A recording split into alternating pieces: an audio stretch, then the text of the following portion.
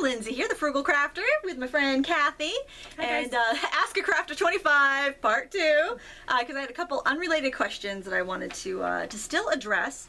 And we're a little bit later filming the video this week, so we had a few more pour in, so I thought that, why not? Kids at home. Yes, we're They always mess with the schedule. Yes, absolutely. Okay, so what do we have for our first question? Selena is looking for an inexpensive way to make badges for attendees of a scrapbooking cruise. Okay, she has details on that. It's called Sailing with Scissors, and if you go to Ask a Crafter 24 and check out the comments, you can find details about that. But she wanted an inexpensive way to make like some identification for her attendees. And I did some research, and for badges, you can still get the old Badge a Minute machines. Remember those? Advertised in like every magazine when we were kids? Was too old for that. I was past the big badge thing, but I do remember them. Oh, well, the machine you can still get for $29.95, just like it was back in the 80s. And that makes 10 badges, 2 1/4 inch wide. And you can get a refill for 500 badges for $44. Is that what it is? $43 with free shipping on eBay.com. So take a look on eBay. You might even find one cheaper if you buy a used one, but that would, I would think, more than do your cruise people. Take care of the cruise, yeah. But if you don't have that many, or you don't want to go that route, you can laminate a badge and get a lanyard or a pin, and you can buy the little badge holders at like Staples, or just like a little rectangle. It holds like a business card sized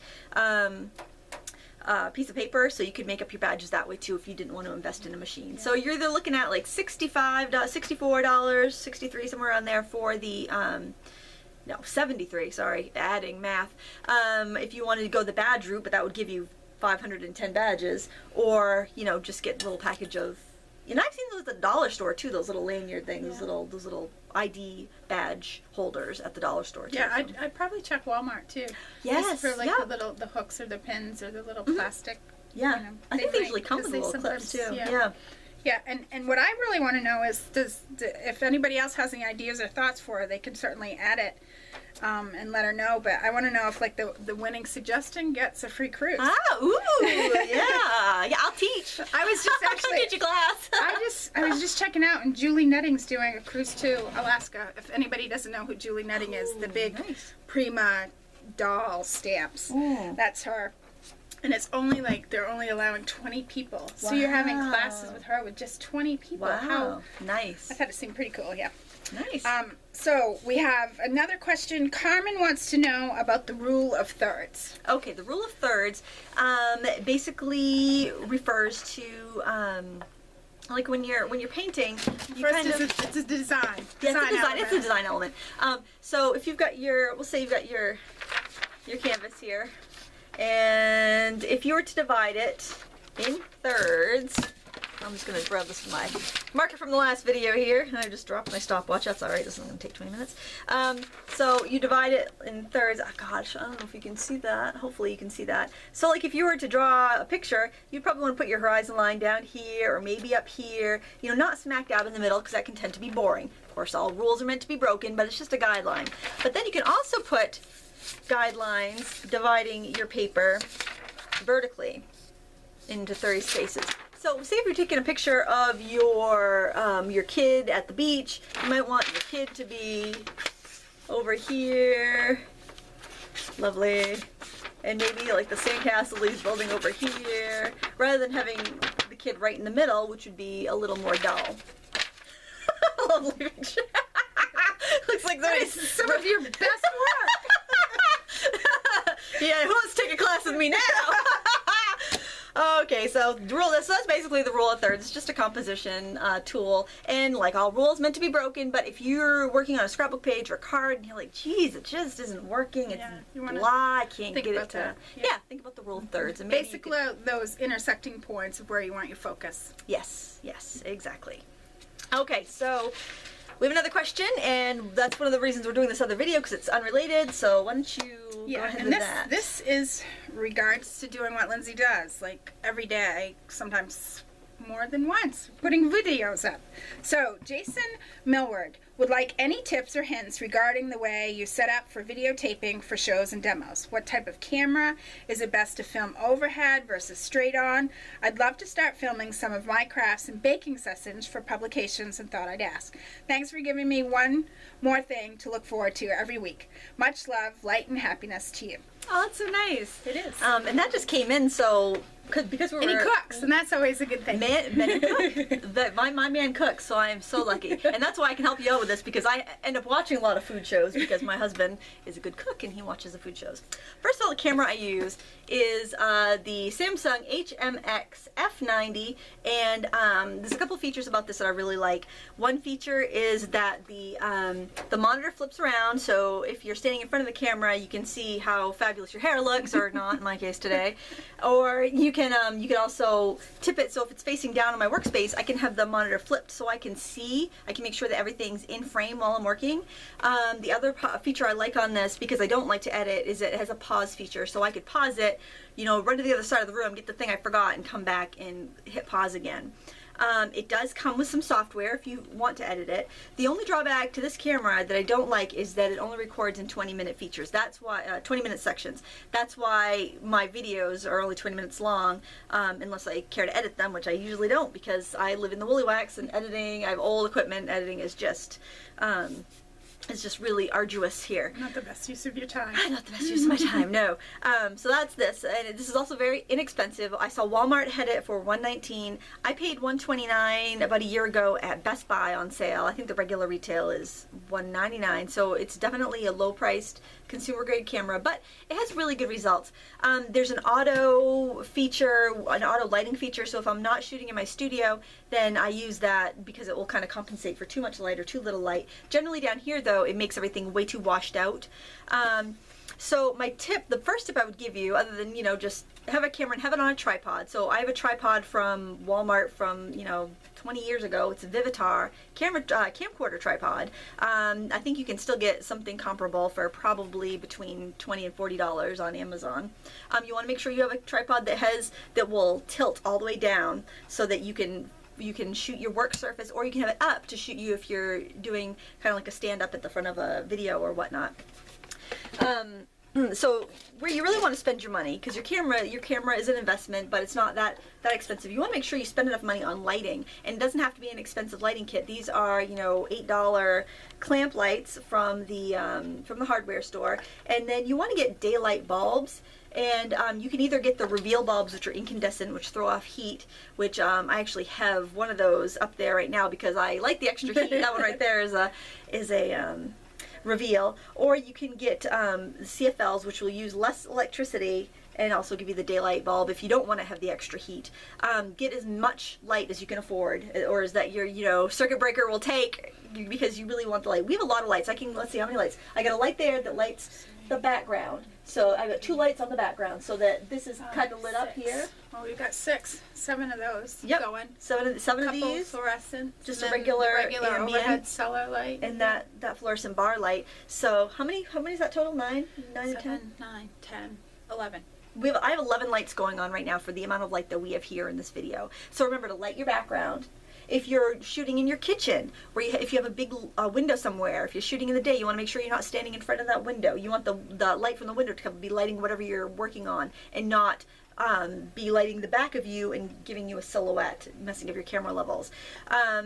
So that would be my tip. Spend your money on your lighting. Take time in lighting. Once you get the hang of it, if you can leave your lighting up and out, then it'll be much easier to get ready to shoot a video. Not so much prep. Right. And also, when you're shooting, the best background to shoot on is gray, because if you have all white, your camera wants to adjust for that. If it's all black, your camera wants to brighten everything to adjust for that. Your camera is looking for 18% gray. That's what your camera wants to make. If I hold up a white sheet of paper and cover everything else, it's going to look very much like holding up a black sheet of paper and covering everything else. Your camera wants to compensate, because it's programmed to try to adjust for extreme levels. So if you shoot on gray, I have a gray mat under my desk. Well, I can spin it down to show you here.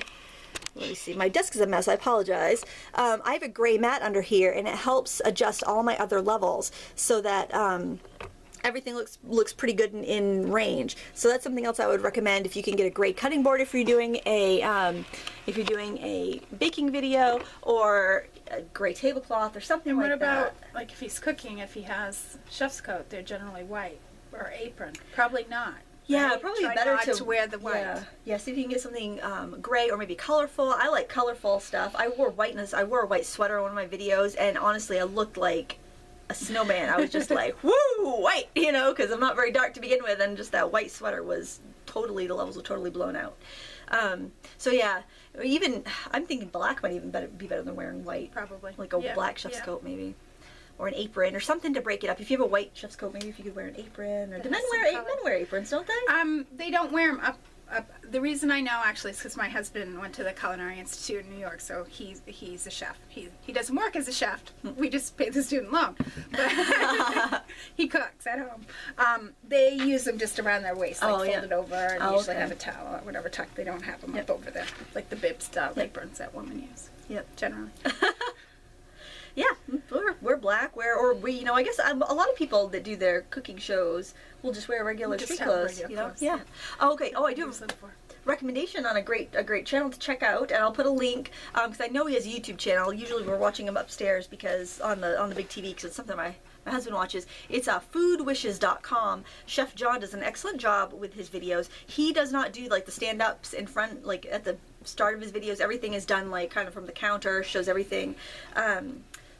Like counter level. I think he disperses some still shots along with video, so you might want to invest in a microphone if you're going to do voiceovers. I would generally just tend to talk while that's rolling, and then if I want to put a photo over something, like if I'm doing a video that I edit, like my paper mart videos, then I would do everything on one take, and then I would disperse like the photos overlays throughout if I needed to. But that's probably a good idea, is to check other people that have done some food videos and see what you like in them, what appeals to you, what you think you could do or figure out how to do, and even write to them and ask them. Yep. Something I noticed when, like, if I'm upstairs, I've done a few videos in my kitchen because I've needed like the sink or I've needed the microwave for whatever project. It's very echoey in my kitchen. Yeah. So like down here, I have so much crap, I have so much yarn, I have so much fabric, I have so much ribbon that all deadens the sound and makes for perfect audio. Nobody's looking for perfect audio, perfect lighting, perfect anything on YouTube. It's very, you know what I mean? Right. Well, you know what I mean? Right. Where we kind of cut people some slack because they're doing this for fun. Yes. But if you do want a more professional look, you may, or in sound, you may hang a few quilts up. See if you can do something. If it is your kitchen that you need to use for regular life, you might want to, maybe hang a few quilts up. Something you can live with, so you're not constantly setting up and tearing down a studio every time you want to do a video, because that's for the birds. Yeah. I hate it when I have to clean my kitchen so I can do a video. If you're ultimately just doing this for fun and to, pursue your craft, then you don't want it to be so much work. Right. You want it to be like, my camera is usually up, so when I'm sitting and working, my camera's right here, and then if this is a great LD, I'll just flip it on, I'll do my video and just plug it right into my laptop and let it upload directly from my camera. That's another thing, you can upload directly from your camera with this. It comes with software, but I was already used to using Corel Video Studio Pro, so that's what I use for software when I do need to edit something. But it does come with some software. You might find that you like that too. But my recommendation would be Corel Video Studio Pro. It's not very expensive. And was there anything else there that I've neglected to answer? I don't think so. You set up applications, start filming, ask about the camera. Is it best to film overhead versus straight on? I suppose ultimately that depends on really what you're trying to show. If you're doing more talking, then obviously people are going to want to see you. I can attest to that because they don't like it when you have a phantom voice. Or if you're showing cutting or certain techniques, then you're going to want to show that. So it'll probably change. It might be easier for you switching back and forth, or just doing like a technique video and then like an explanation video, or you kind of have to get the feel of that. But I think you covered it all. You just should really try Yeah. try something, get a camera, try something, and then he might come up with some more questions that Yeah, you could absolutely. address. And don't be afraid to shoot from different angles because, you know, I think that I like to see people on the video. I like to see kind of who's talking. You know, even if it's just a quick, you know, 10 second, like, hey, here's Intro my project. or whatever. Yeah, because Yeah, it's kind of engaging to be able to see who's making the connect video. the It's kind people of with fun. what they're doing. Yeah, but then you'll want to move it around because it can be very hard to see what you're mixing. If you're holding a bowl up here, you can't see in without dumping it all on the floor. You know, Right. so you probably want to try a few Unless different you're like angles. me, because I store stuff down here. Like, Do you really? oh, I do. That's why I have I have a stainless steel, I think it's Weirich cookware, Yeah. baking bowl, and it has a handle. And my sister and I both Really? cream stuff like down here. Yeah. Really? Yeah, I don't do enough stirring to have a preference. Really. I know. I figured. Speaking of, where are my pumpkin scones, lady? I haven't promised pumpkin scones for 2 weeks. Vegan pumpkin scones. Yes, we just brought the applesauce so that I can make them. I will. You guys heard it. Next week we'll see if there are pumpkin scones with my tea in my hand. On my own, I promise. All right, I think that probably does it for this part 2 of Ask a Crafter video lighting edition, hodgepodge edition. I want to thank you for tuning in. If you have a question, leave it below, and we will answer it next week, or we'll type a response. And if you have any help that you can give to any of our other question askers, please go ahead and offer your 2 cents, because some really great tips get offered. Do we have 2 seconds? I need a new so. printer. Oh yeah. Does anybody have any thoughts? I have 3 kids. One son's older, so he needs to print project papers and stuff, but also for photos and crafting. So does anybody have any absolute loves? Not really looking for it to be the cheapest, more of a mid-range. I think that's probably a better way to go most of the time anyway. So if you guys have any thoughts on what you have for printers, I'd love to hear it, because I've been doing research and not really getting anywhere. Are you looking for like a letter size 8.5 by 11 printer with photo capability? Well, or I something think smaller so. or larger? I know all of them have seemed to turn into the, all-in-one printers Yeah. more than anything Yep. else.